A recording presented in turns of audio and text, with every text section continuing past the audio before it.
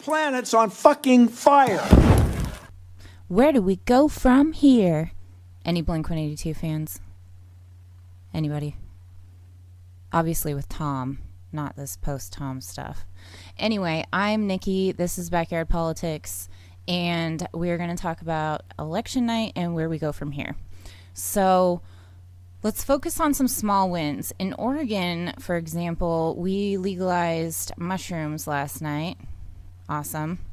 I've never tried them, just for the record, but it's cool. We're going to be looking into the medical research into helping people with PTSD and stuff like that. So that's awesome. We also passed to amend campaign finance, which is campaign finance reform. So basically overturn Citizens United type of thing. This was in large part due to Wolfpack. No matter my stance towards TYT now, Wolfpack does have a huge hand in this.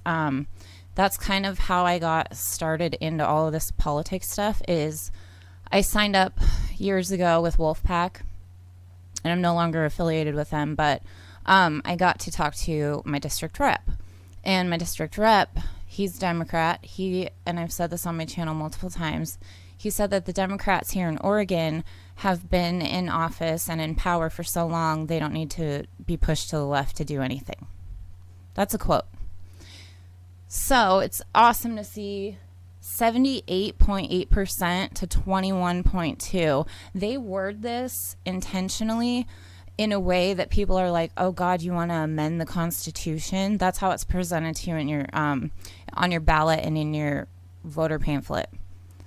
Enough people are aware, and it speaks volumes on what people agree to, right? If we agreed on this policy, think of what we could agree on if we could get over this person versus this person. So that's kind of awesome news. Also, we passed Measure 110, which is to support addiction recovery centers. It takes a little bit of money from the police also and puts it into supporting addiction recovery centers, which I think is awesome.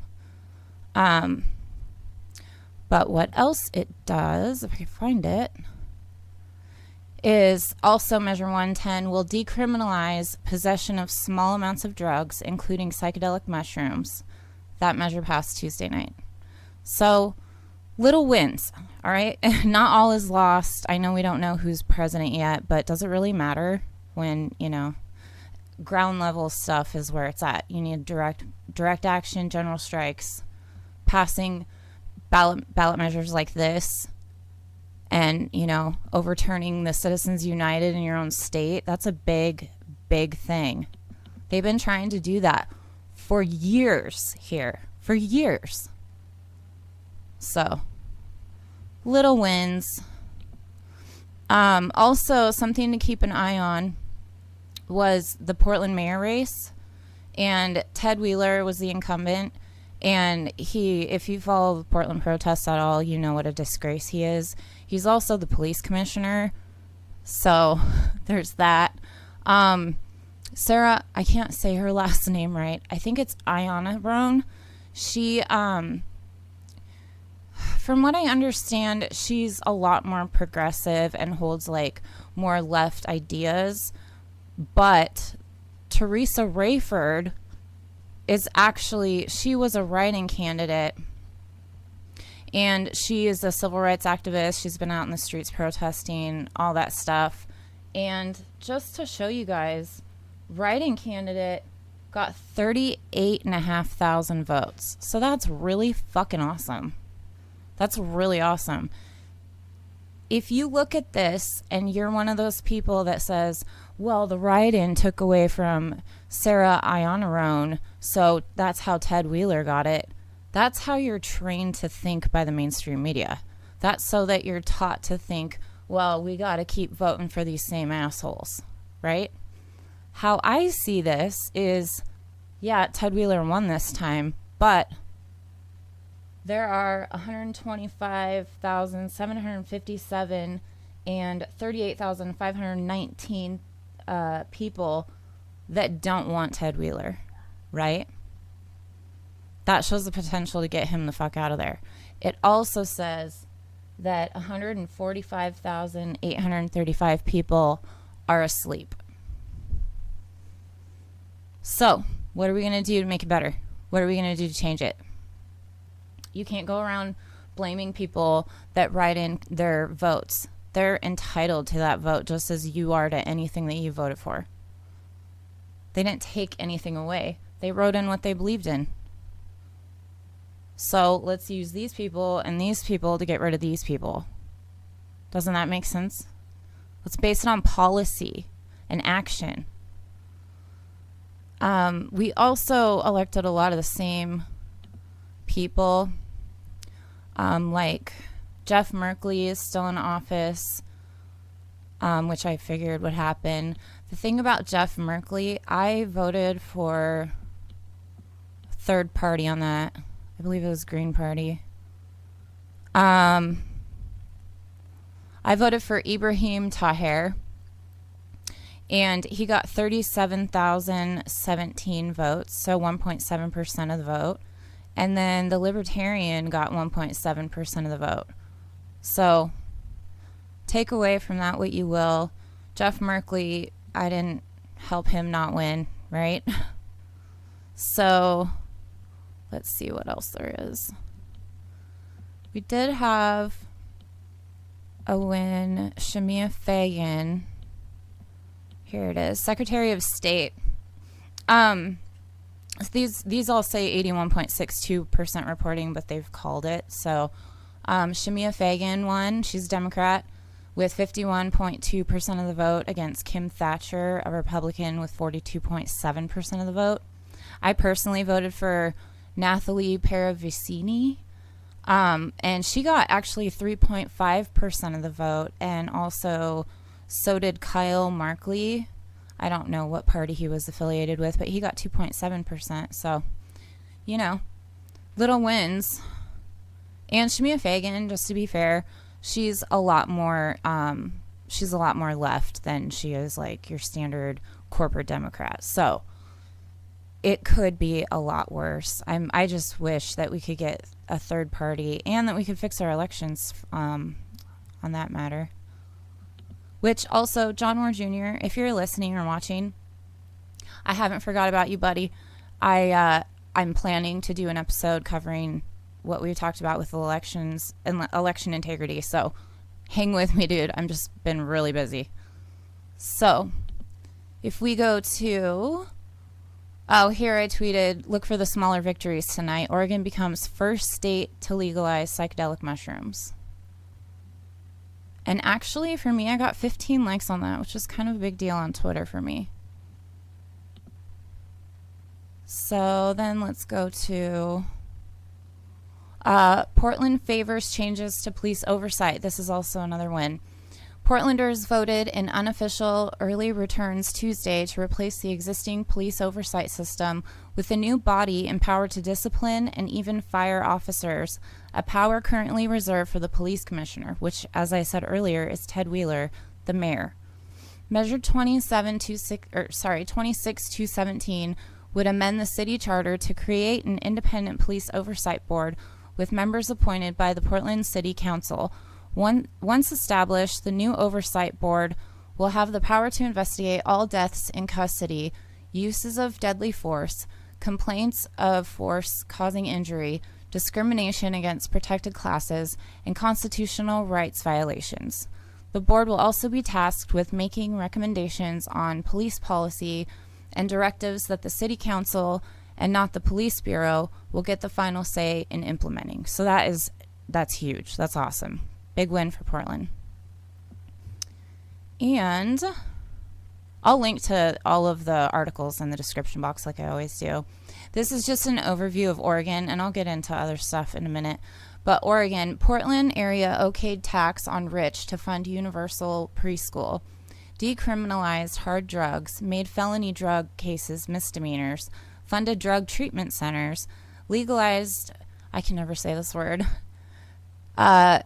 psilocybin, which is mushrooms. Portland okayed $240 million for parks, civil police oversight, new Center for Black Student Excellence.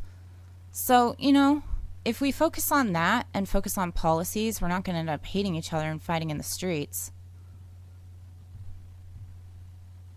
Plus, no matter who wins, nobody wins, right? Nobody wins. Not a single person, neither Donald Trump nor Joe Biden, offered us a damn thing. All the Democrats had to do, the corporate Democrats, was offer one fucking policy. And they could have totally taken last night. Instead, they're helping to suppress Donald Trump. And again, I am not in favor of Donald Trump. He's just as guilty as the rest of them. However, I am also not in favor of censorship. This is the sitting president of the United States being censored here because he was calling out what was happening. He said, "We are up big, but they are trying to steal the election. We will never let them do it. Votes cannot be cast after the polls are closed." They absolutely were trying to do that. And also, while I was watching in real time them calling for the West Coast at 8 o'clock when our polls closed, the entire West Coast lit up blue. But it had 0% reporting.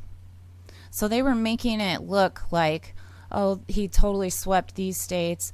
And I do not trust our system with good reason. Go watch the Convo Couch. They do an awesome investigative work behind the scenes and on the ground covering election integrity.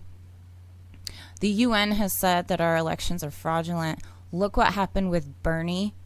I mean, give me a break. The Shadow app with Buttigieg. So this censorship is ridiculous. And also what it's doing is it's empowering his base because he's right. That just fuels their ignorance, right? They see him just like how QAnoners are. They're like, they take like a little fraction of what's true, and then they have all this stuff that is just like, what in the fuck? I can prove you wrong on all that stuff, but they don't listen. It emboldens these people. Stop making them be right. So let's see here. What else? Oh, anything that goes against the mainstream narrative is labeled or is censored, just like this. The Burisma unfoldings with Hunter Biden, that's all been censored, taken down by the New York Post, I believe it was. That they're the ones that released the emails and stuff, and they got censored. Anybody talking about it gets censored. YouTube, people like me and others are getting censored all the time. People are being like, The Last American Vagabond got completely taken down off of YouTube. You have to like debate these people, prove them wrong. You can't just say, no, I'm going to cancel you. Shut up. Because eventually it's going to come back to bite us. And then they also smear us like freaking Russian conspiracy theorists. Like, give me a break. Give me a break. There's zero evidence that Russia had anything to do with Trump on meddling. This is ridiculous. So this brings me to all the chaos that's been happening. Whitney Webb has been warning us for a while now. In fact, she tweeted, the fact that former and current intelligence NatSec operatives were saying in 2019 that the 2020 election would be irrevocably destroy Americans' faith in the election system, and that's exactly what's happening now, should tell you how we got here and who plans to benefit. Because it's a big old club and we ain't in it. I know that saying is like almost played out, but it's so fucking true. And if you want to read about what Whitney Webb is talking about, go to her Twitter, and you can find a link there to Unlimited Hangout. And I will also link to this under this video in the description box below, so you can read all about it. And what's next for us? We need general strikes. Chris Smalls calls all the time for strikes against Amazon. And he was, if you don't know about him, he was fired from Amazon because he was trying to get people together to basically make Jeff Bezos make it a workable environment and, not have people that he works with die of COVID. So he got fired for speaking out, and follow him on Twitter, see what's up with that. There's strikes all over the place. Look at your, local area, see where that's at. Also, there's going to be a lot of protests happening too. There's people talking about, well, we should protest if Trump gets elected. We should protest no matter what, because this is class warfare. They're after the 99%, right? They just left all of us in the dust with the CARES Act. Transferred all our money to the 1%. It's them versus us, and there's way more of us than there are of them. So, let's unite.